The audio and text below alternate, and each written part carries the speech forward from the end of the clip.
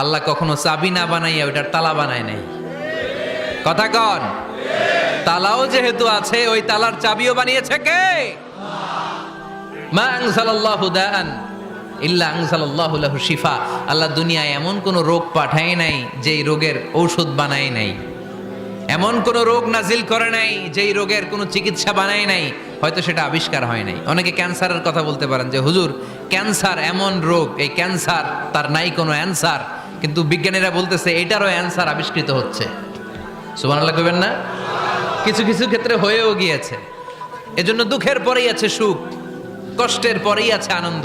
এই দুনিয়াটাই এরকম, কষ্টের পরই আনন্দ। দেখবেন তারাবির নামাজ 20 রাকাত পড়তে কষ্ট লাগে না?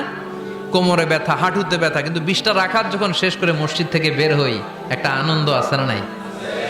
কষ্ট করে পরীক্ষার জন্য প্রিপারেশন নিলেন আপনি কয়েক মাস, কিন্তু ফলাফল যখন ভালো হয় তখন